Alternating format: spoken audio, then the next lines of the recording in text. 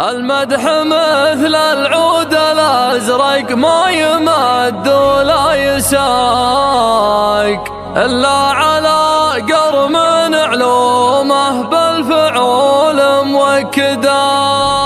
لا صدبوا جنب نصيف وصدبوا كف الرقاق، علي الثمالي ما يجنب لين يبلغ مقصده.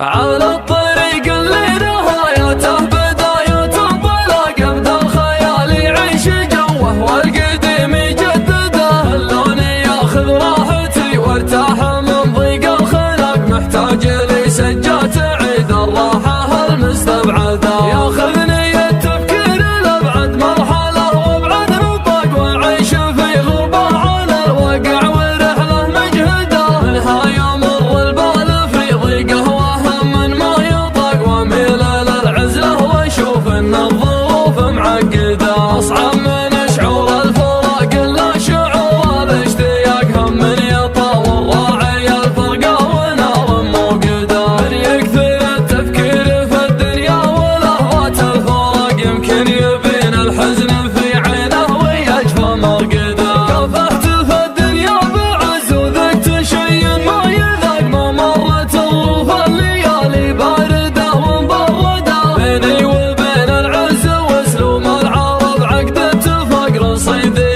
اللي ما ملكته في بنوك الاصداق. رزقي وتوفيقي على الله خالق السبع الطبق، اعيش لحظتي ولا افكر في بكره وابعده. كم من سليم شكله معافى وتفكيره معاق، يمشي على البيضاء برجلينه وعقله في يده. اللي ينفتح للشر باب يصير كانه في سباق، واللي نصيته في مجال الخير كانك تطرده. الخير والمعروف ما يجزى بصده وانشقاق، على الاقل اللي يتجمل فيك احد لا تجحده. هيا الرفيق اللي لي ضاقت علي الارض ضاق، يسعدني اللي شفته اسعد واحد الله يسعده. صدره خلي من الحسد والحقد واسلوب النفاق، لا شفته بقد ضيقة الخاطر عساني مفقده. المدح مثل العود الازرق ما يمد ولا يساق، الا على قرم علومه بالفعول موكده. صدبوا جنبه نصيف وصدبوا كفه رقاق، علي الثمالي ما يجنب لين يبلغ مقصده. اسمر معه للمرجله ما هو سريع الاحتراق، يوم الاسامي بعضها بالانقلاب مهدده.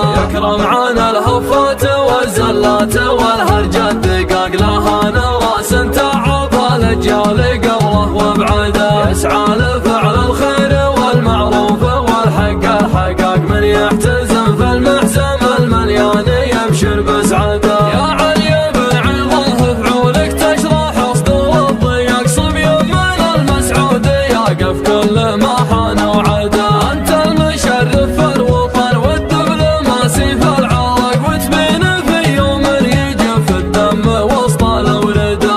اخوك يوسف ما ضرب الهينه ولا فهاق، هو مزندك في حزه الشدات وانت مزنده. عزوات